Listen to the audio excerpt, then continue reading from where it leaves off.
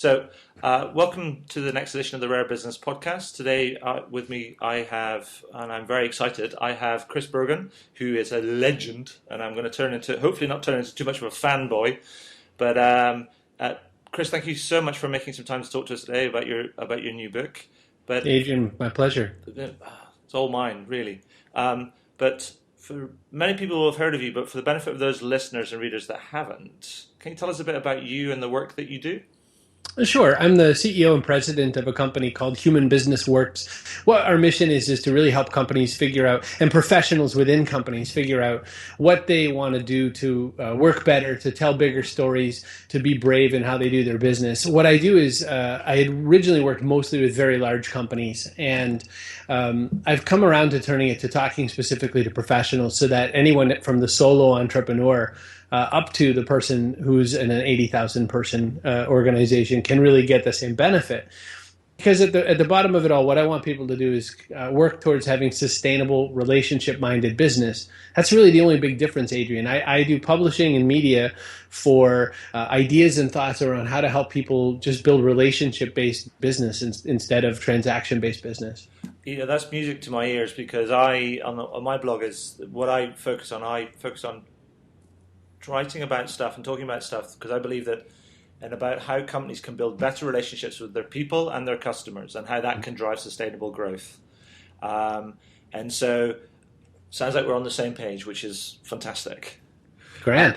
So your new book, written with Julian Smith, is out in the UK on October the 25th, and it's called The Trust Equation. So tell us all about it. What's the scoop? So the impact equation is about how do you take a great idea, how do you get it to a platform of people who care, how do you make the people actually take some kind of an action. And so in the premise of this book is the idea that with trust agents, Julian Smith and I's first book, the idea was how do you build a relationship, how do you establish a reputation, earn trust, because people just really weren't understanding how do you be human at a distance, basically, is the new requirement in this new world. With the impact equation, where we kind of follow on is we said, wow, it just seemed like there was this, we thought everyone kind of followed what we were thinking and maybe we didn't explain it well. So here's a better way to kind of give a new hash of some related ideas that will help you get a little further than just trust, which is how do you make your idea stand out from other people? How does it go as far as you need it to go? How do you make people trust that the idea is something worthwhile? How do you build a platform of value underneath you? This is where people have one of these three things. They either have a good idea but not a big enough platform. Right. They either have a really great platform but nothing to say. Or maybe they've got a great idea and a great platform, but they just really haven't made people care about what they're saying. They just look like that person who talks all the time. So we said there's an equation that we could give you that would let you work on all the elements it would take you to succeed and do this. And that's what we did. So before we go to the equation, so what you're saying is that because one of your colleagues, and I was looking at some of the stuff around the book, and it's talking about you've got the four different things, like you say, there's goals, idea, platform, and what you call a network of value. Yes. But some people may have one or two of those things, but not necessarily the whole thing. But then you say, actually, this equation that we're going to come to now, this is how you break those four things down to make it be a bit more systematic. Is that right? That's right. I mean, with trust agents, we wrote a trust equation that we stole partly from David and Charlie, who wrote the book, The Trusted Advisor, David Maister and Charlie Green. Yeah. I'm just looking to the page that actually says the equation because I know you're going to ask me it, and it's not like I have it memorized or anything. So here we go. So in impact equation, the reason we came up with this is that, people tend to think this way. They tend to think if I put something in this bucket and something in this bucket, then I know what I'll have. Yeah. And when we go to get physically healthy, I mean, the real answer to getting healthy is move a lot more often, eat a lot less bad thing, and no one ever does it. So if I say, well, lose 20 pounds or lose 2 pant sizes, sure. you click. It's an equation, right? It's a math thing. So with impact equation, we came up with this thing. It was called impact equals create, which is contrast times reach plus exposure plus articulation plus trust plus echo. By the way, Adrian, I have to tell you, the first and most surprising thing is people who are reading advanced copies of the book are arguing with our math And I'm saying, who cares? Shut up, read the book. I mean, it's terrible because they're really like, well, as a mathematician, I'm like, we just made it up. It's not real math. No one's going to land a spaceship with our math here, so it's But okay. then I think the next thing is going to be is like, well, if you're not a product or it's not an additive or multiplicative sort of relationship, is like, well, how do you measure reach and exposure and articulation, and how do you what is going to be the scale to measure that, and that's a whole other headache and heap of trouble. Agreed. And we believe in measurement. We believe in measuring numbers that matter. That's been a tenet at my company, Human Business Works, since I started. Yeah. Because people were coming to me saying, I need 1 million views on YouTube. And I would say, oh, you've gotten the wrong employee here. Let's talk about how my company works. And I'd say, I measure revenue. Because I don't care if you had 1 million views. If it doesn't ring your cash register, then I've done nothing for you. Sure. And so I measure revenue. I measure subscriber growth. I measure things that can have actual deliverable impact. And so you're right. The next thing people will come after is, so where are the numbers underneath this formula? And we point to some in the book. We give some examples of how one measures, because Julian Smith and I both have read a lot of business books, and both of us have that feeling like, it just seems like people write these great ideas, but they're just ideas. How do we articulate them in a way that someone can run with them and actually do something? So we give a lot of recipes for success throughout the book. I mean, that's a great word, because I was thinking about that too, because it's a bit like you could go and you could Google, how do I make the best soda bread, let's say, as a random example, and you can go to Google and you could type in best recipe for making soda bread, and more than likely you will find at least 101 different variations of how to make the best soda bread in the world, right? Agreed. And I guess that's what you're talking about. This is a recipe, but sometimes you've got to figure out what's your balance between the different things that you need to do to create the sort of impacts that you want to create, depending on where you are in your life, your market, your maturity, all of that sort of stuff. Is that right? Exactly so. And some people like their soda bread a little creamier. I like mine saltier. It's the same thing. Yeah. So you talked about, at the beginning, with Human Business Works, you talked about working with different people, with professionals or sort of up to mid-size, mid-cap sort of companies up to the 80,000 sort of level. Actually, that would probably cover most companies, in fact. I used to work for Shell, and they had about 80, 90,000. They're one of the biggest companies in the world. Right. So who's the book aimed at? I mean, specifically, because I've seen you wrote a blog post about the impact equation for looking for work and sure. things. So who's the book aimed at? Professionals who would like to work the way they want to work and do it better. Okay. Meaning, if you are a mid-level marketing manager at BP, say, perhaps you are still someone who needs to do something a different way. Okay. I mean, think about all the transformation BP's gone through quite recently. First, trying to escape the idea of petroleum being the only product they sell. Yeah. And then second, after sullying the U.S. Gulf shores, they had to come back around and say, wow, we're community-minded. See, here's us being community-minded. And, yes, indeed. Yeah. So if you're that person, then you are looking for, well, how do I stand out around other people's message? What do I do? It's also for every single individual out there who's like a solo business or an author or something like that. Listen, Adrian, on the way to this very call, a woman stopped me in the parking lot of my building. And I can't remember her name. Nice lady, older-ish. And she says to me, oh, Chris, I've been looking for you. And I thought, well, it's a rare day you find me. I'm usually on an airplane, but what's up? She says, I have a friend and she's 81 and she's running out of ideas and she's going to need some help and she needs you. Okay. And I was thinking, perhaps you confused me with a nursing home. And she said, well, she's written some books, see, and they're on Amazon, but she's not getting the sales she needs. She needs them to be viral. Can you help her? And I thought, my gosh, 81-year-old author. Sure can. Yeah. I can't wait to help this woman. Yes. But what's her problem, Adrian? She probably has a great idea. She has no platform. Who's she selling to? The Kindle users in the nursing home? Yeah. She's got to really work at, finding a kind of a platform for her great ideas. And she's got to, build a network of value where she connects with people who do care and who have something to add. So there you go. An 81-year-old author in a nursing home. That's one of my clients. Excellent. That's fantastic. So, one of the things you do mention, a lot, and I think what I'm keen to do is, within all the sort of the brouhaha of social media and everything else, is people talk about you talk about platforms, but what you're not necessarily saying, and using that example specifically you've just given, is that you're not actually saying that you need a social media platform, right? You just need a platform. The very, very first page of this book, after all the the front materials, I guess they call it, or front matter, and the dedications, is "Ceci n'est pas un social networking book." So we are making sure that our friend Magritte has moved his way into the 21st century. This is not a book about social networking. It happens that the brush that Julian Smith and I paint with happens to be quite often social networks, but I write for a mainstream paper magazine.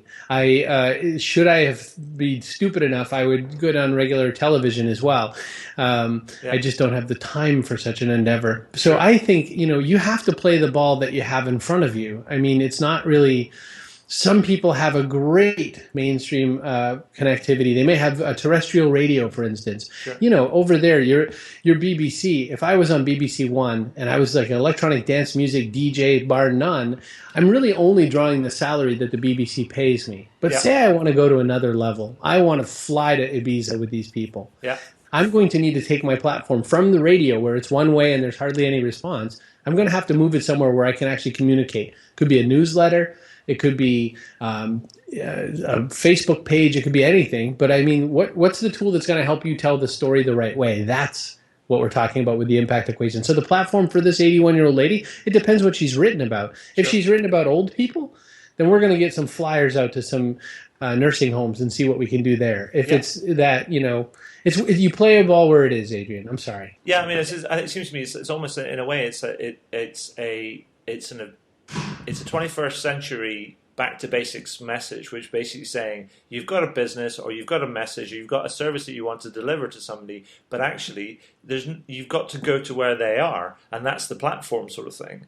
So it's like there's no point advertising on the radio if none of your potential listeners listen to the radio or are deaf, for example. And so it's like build the most appropriate platform for your audience. Is that fair? It is fair, and it's funny. The biggest compliment we received about trust agents was, "Oh, this isn't anything new. This is common sense."